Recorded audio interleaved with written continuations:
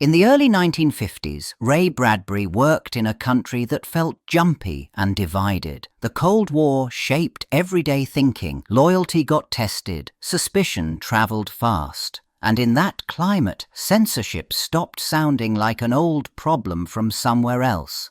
It started sounding possible here. Bradbury watched arguments about what people should read, hear, and say. Then he pushed one question to the front. What happened when a society decided books themselves caused trouble?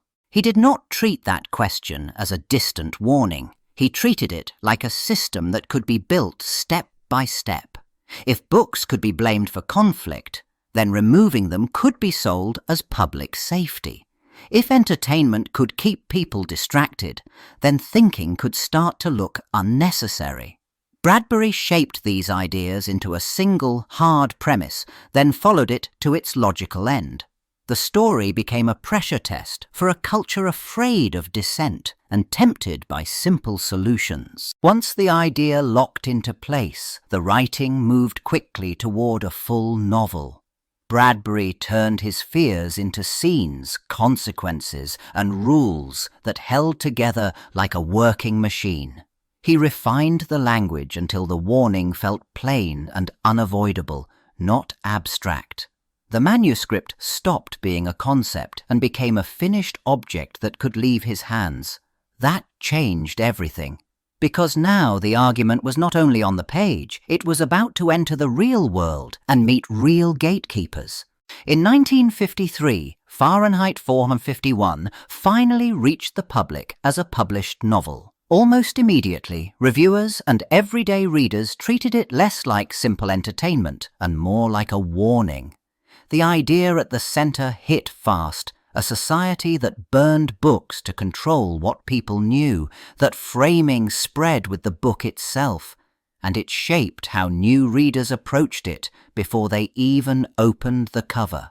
Conversations about the novel tended to land on the same fear: state power deciding which stories survived. People read it as a message about censorship, about pressure to conform, about what happened when reading became suspicious. That interpretation followed the book into the places that mattered most for public access. It started appearing on order lists, then on shelves. The step from private purchase to shared circulation already changed the stakes. Libraries and schools began bringing Fahrenheit 451 in, treating it as a timely book for a tense era. It moved through normal channels, catalogued, borrowed, assigned, discussed. That was the new reality. This warning about controlling books now depended on institutions built to provide them. Each copy that entered a classroom or a library system reached far beyond one reader. And with that wider reach came closer attention and the first hints of scrutiny.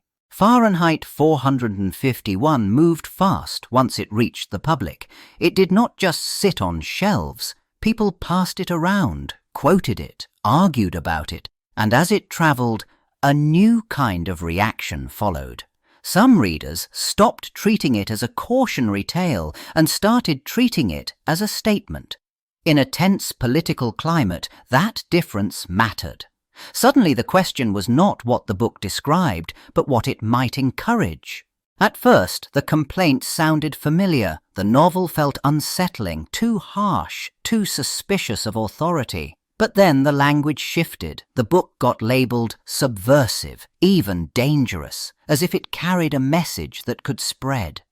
A story about censorship became part of a bigger fear about loyalty and influence. Officials and community voices did not argue about literature. They argued about risk, and the novel itself became the thing under scrutiny.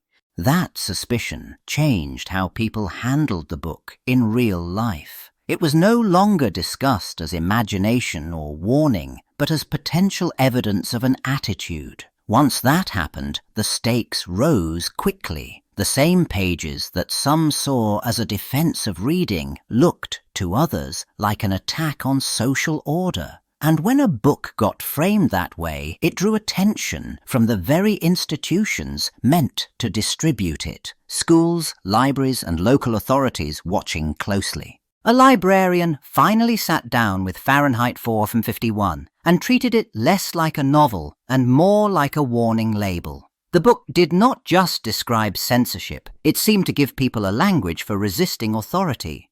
In that mindset, a story about burning books looked like a spark, not a lesson. The librarian weighed one question. Did open access protect the community or unsettle it? The concerns turned practical. The librarian considered who checked books out, who complained, and how quickly a small dispute could become a larger civic fight. The novel's blunt images and its suspicion of mass culture sounded to them like an invitation to distrust schools, officials, and shared values. It did not matter that it had been shelved as fiction. It felt like a challenge to order. So an internal decision took shape, quietly and without a public vote. The librarian moved the book into a category that limited who could reach it, or removed it from easy browsing altogether. Paperwork followed, and the choice became policy inside the building. Nothing dramatic happened in that moment, but the effect was clear. One person's judgment had narrowed what everyone else could freely read. The decision stopped being theoretical. It turned into a set of actions. The library treated the novel like a problem that could be physically removed. Copies were pulled from normal circulation. Requests were slowed down or refused. In practice, it meant an ordinary reader could not just find the book and check it out. A warning about suppression suddenly met suppression head-on. Once the book disappeared from shelves and lists, the ban became visible. Staff had to follow the new rule, even if they did not agree with it. Patrons had to hear a no, or learn the title was unavailable. And because libraries depended on records, the restriction left traces. Notes in catalogue systems, changes in ordering, quiet instructions about who could access it. The censorship gained a paper trail. That mattered, because a private opinion could be ignored, but a removal changed the public's options.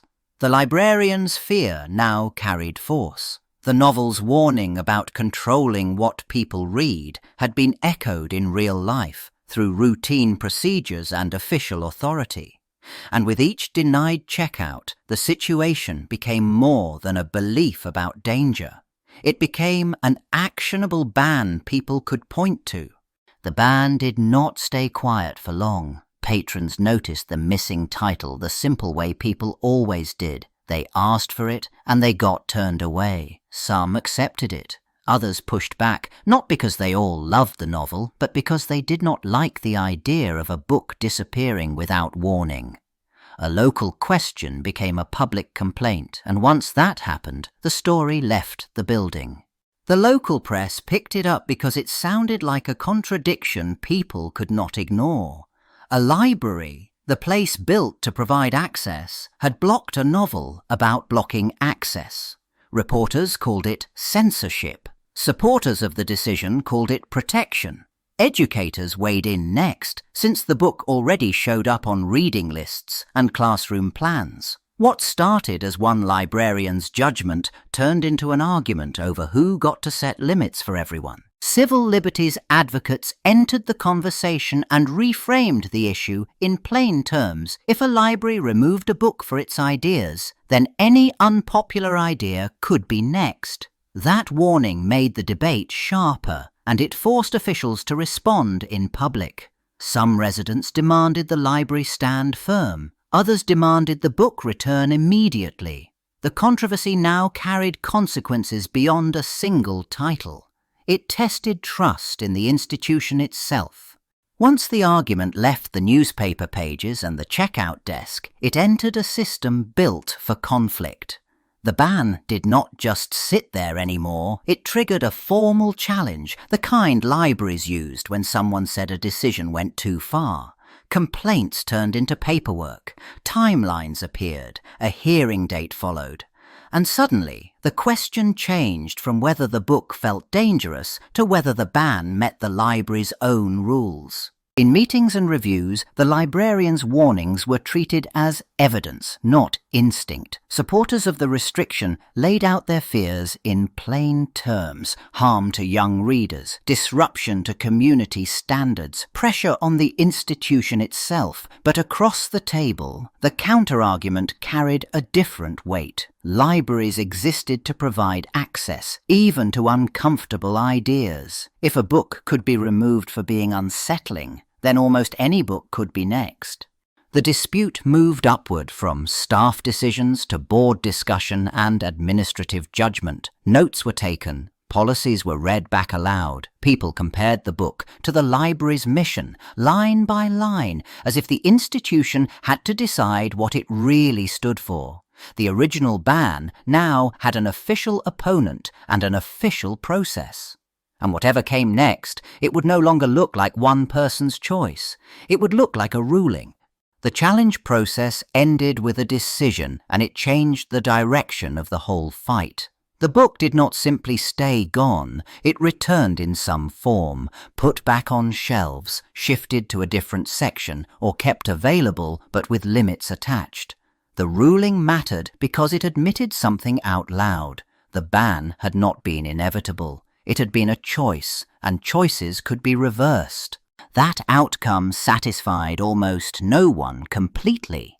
Supporters of access treated it as proof that public pressure worked. Supporters of restriction treated any conditions as proof they had been right to worry. But the practical effect was clear. The library's action stopped being a quiet local rule and became a documented decision with a paper trail. People now had dates, votes, and language to quote, not just rumours. Once the case had a record, it travelled. It showed up in newsletters, reports, and later arguments about what libraries owed the public. It became a shorthand example when new communities faced similar challenges and needed precedent. The irony landed hard every time it was mentioned. A novel about suppressing books had been tested in real life, and the result had become evidence used to fight the next attempt. In the years that followed, the book stopped being just a headline from one fight. It settled into daily life. Teachers assigned it because it gave students a clean, simple question to grab onto. What happened when a society decided certain ideas were too risky to keep around? Class after class read it, argued about it, and carried its warning forward. The novel became familiar, almost expected. It turned into schoolwork. And as it became familiar, it also became useful in another way. Whenever communities argued about removing books, this title showed up as a reference point, like a shorthand for the whole debate. People cited it to say censorship had consequences. Others pointed to it as proof that some books stirred up trouble. That irony never went away. The story about suppressing books kept getting pulled into real attempts to suppress books. Over time, two labels locked into place at once. On one hand, it stood as a classic, treated as important reading and repeated so often it felt permanent. On the other, it stayed on lists of books that got challenged, questioned, or restricted in certain places year after year. Those facts did not cancel each other out. They fed each other. Its status made it visible, and its visibility made it contested. By the time the story reached the present day, Fahrenheit 451 no longer sat on the edge of access. It appeared on public library shelves, in school collections, in chain bookstores, and as instant downloads on phones and e-readers. A book that once seemed containable now moved faster than any single gatekeeper. Availability became the default. Suppression became harder to even picture. But the argument that fueled that old ban never disappeared. It shifted. Challenges kept coming, not only from librarians or boards, but from parent groups, political campaigns, and online pressure that spread in hours. The question stayed familiar. Which books counted as harmful, and who got to decide? The battleground expanded, and the methods looked new, but the impulse stayed recognizable. That contrast landed with force. Fahrenheit 451, once treated as a risky object that could be removed from reach, ended up everywhere at once, across countries and languages, cited in classrooms, news articles, and public debates. It became a shared reference point, a warning people used to argue against censorship itself. The attempt to silence it helped turn it into evidence of why silencing books mattered.